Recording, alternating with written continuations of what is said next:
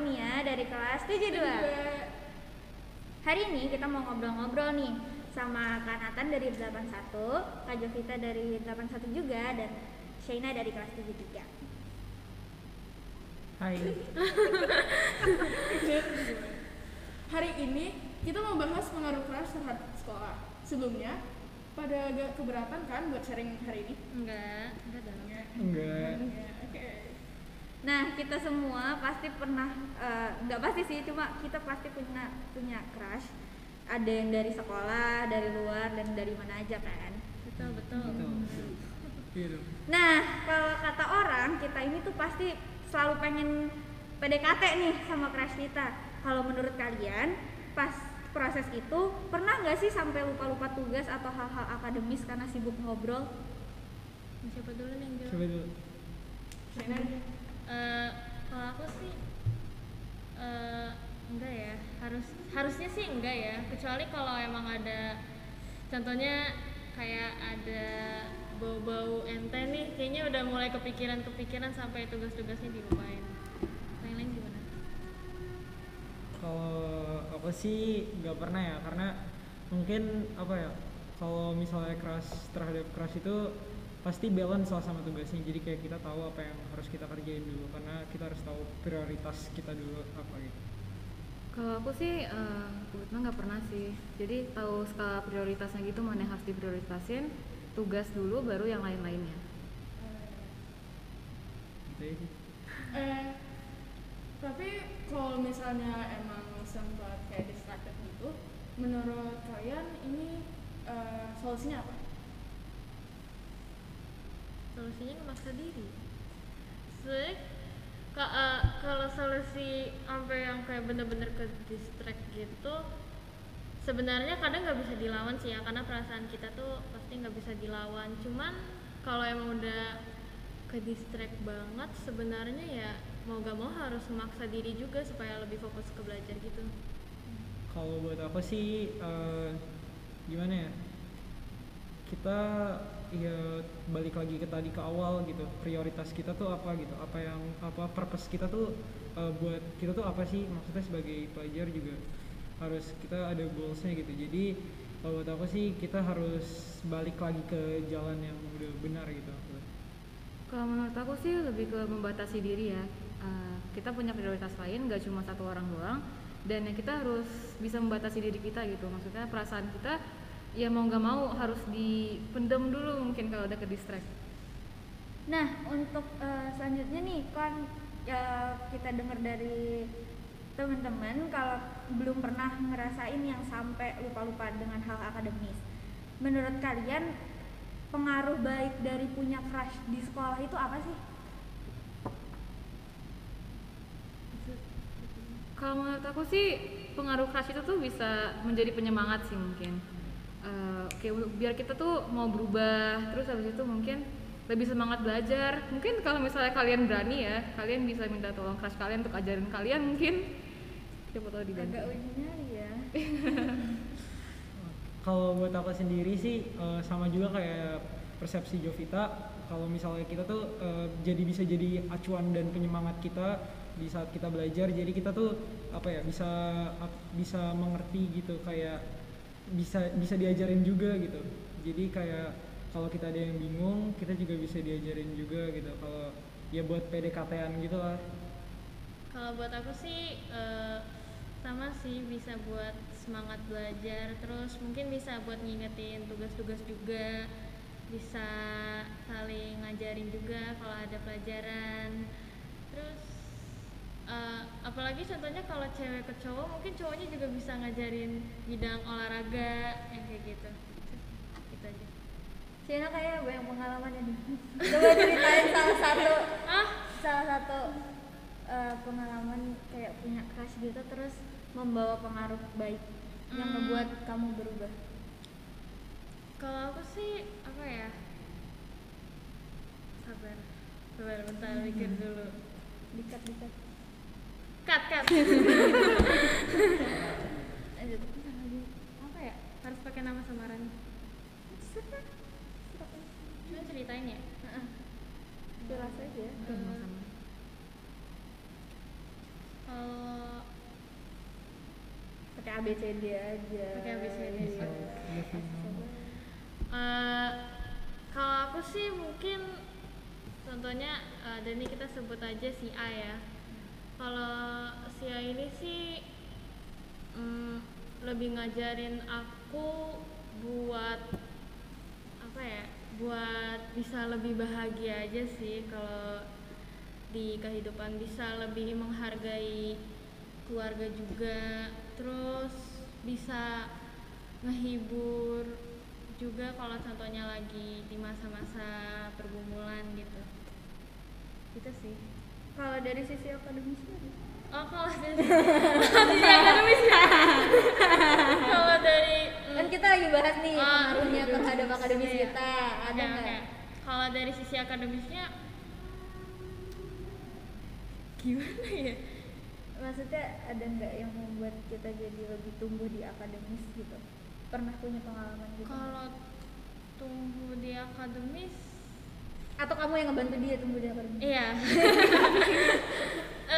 Cuman maksudnya kalau buat yang ngebantu aku yang bener-bener ngebantu di akademis itu masih belum ada sih. Cuman sekedar kayak sebagai penyemangat aja, nggak yang berpengaruh di akademis gitu. Kalau Kak Nathan atau Kak Jovita?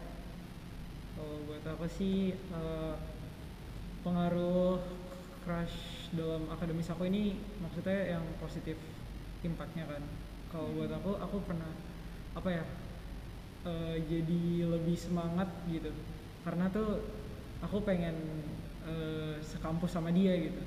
Pas sudah aku kan ngincer fakultas kedokteran, aku tuh pengen dia tuh nanti sama kayak aku gitu. Jadi aku nyari tuh yang sama fakultas dan universitasnya tuh sama, jadi itu jadi acuan aku dari sekarang gimana caranya aku bisa dapetin itu gitu aja sih. Kak Jovita? Kalau aku sih kebetulan kita gimana ya bilangnya ya. Aku sih pengalaman aku ya, dia tuh membawa pengaruh yang baik buat aku tuh. Mungkin tuh dia tuh jadi acuan aku gitu loh untuk lebih baik. Jadi ya gitu. Terus habis itu kalau dalam bidang akademis ya dia pernah ngajarin aku. Terus habis itu dia juga jadi acuan aku karena untuk masuk sekolah yang baik gitu. Misalnya di SMA tuh aku punya satu tujuan, dia tuh kayak ngebantuin aku buat ayo lebih semangat masuk situ gitu loh. Terus habis itu dia tuh ngebantu aku dengan beberapa masalah-masalah aku juga sih. Ya, oke. Tapi kalau misalnya pengaruh buruk ada nggak? Iya, dalam bidang apapun deh. Siapa aja nih? Siapa aja? Kalau pengaruh buruknya sih itu tergantung keras kita juga ya orangnya gimana. Kalau emang keras kita ini apa ya emang kalau gak bener ya jadi kita juga jadi gak bener. Contohnya kalau keras kita ini suka bikin kita galau, jadinya kita kepikiran pas pelajaran juga kayak gitu, itu bisa ngedistraksi. Pernah ngerasain nggak? Pernah. Karena kita share pengalaman ya di sini. Oke.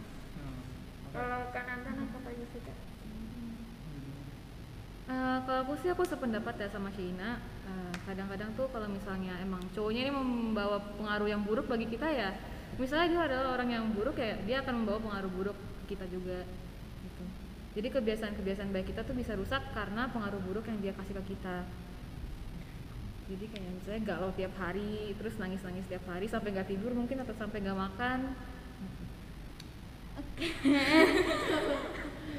Kalau buat aku sendiri sih kalau pengaruh buruk mungkin itu dari cara kita menerimanya aja sih. Maksudnya cara kita untuk apa ya menanggapinya tuh gimana gitu. Kalau misal buat aku sih, buat aku nggak pernah terpengaruh buruk sama orang yang pernah aku suka gitu, karena ya cara kita menanggapi gitu aja sih.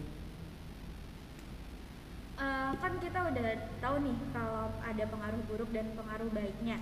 Nah, kalian pernah nggak kalau pernah ngerasain pengaruh buruk nih, waktu itu tuh cara ngimbanginnya supaya bisa maksain diri untuk itu pengaruh buruknya nggak terus ada di hidup kita tuh kayak gimana?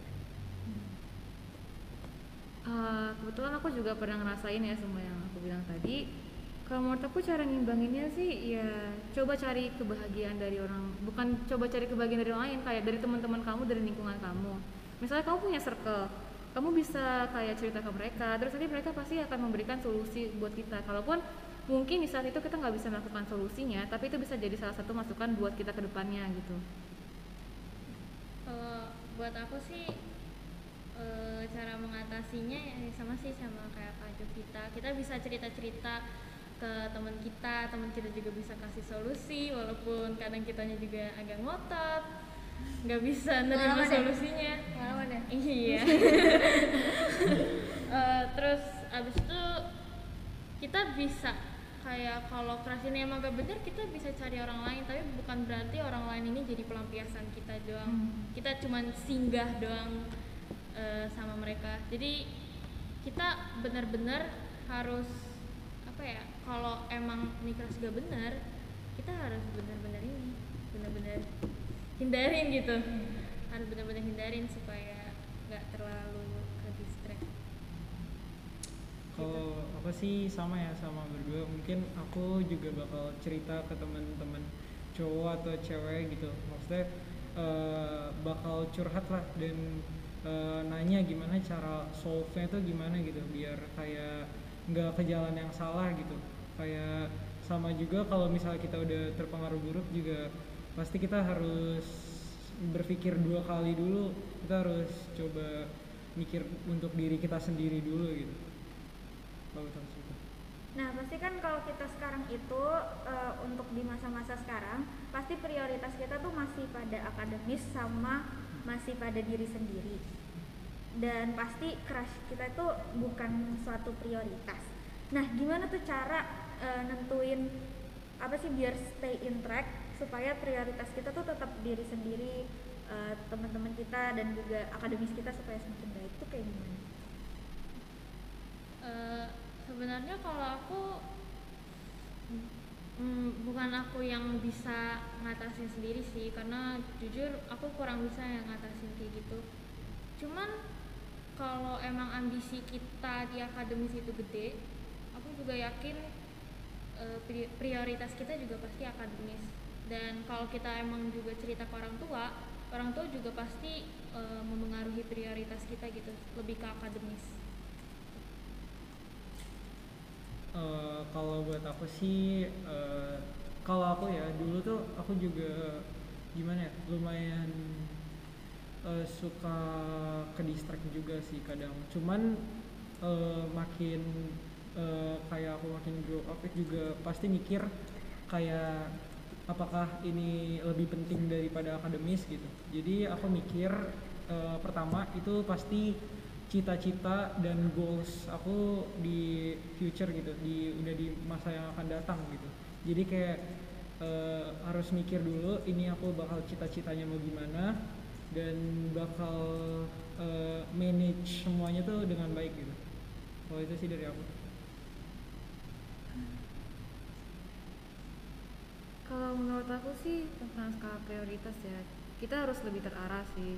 Maksudnya kalau misalnya kita udah punya satu tujuan, sama yang kita bilang tadi, kalau kita udah punya satu tujuan, kita tuh bakal lebih berfokus dan lebih terarah gitu. Jadi kalaupun nanti ada misalnya distraction dari misalnya kamu punya crush atau pasangan yang toxic gitu, kamu bakal lebih terarah. Tetap tujuan kamu satu, untuk menggapai cita-cita kamu atau apapun goals yang kamu hadapi nanti.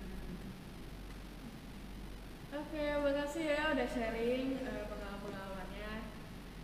Teman-teman, semoga podcast kita kali ini bermanfaat. Terima kasih sudah mendengarkan. Tuhan Yesus memberkati. Dadah. Ternyata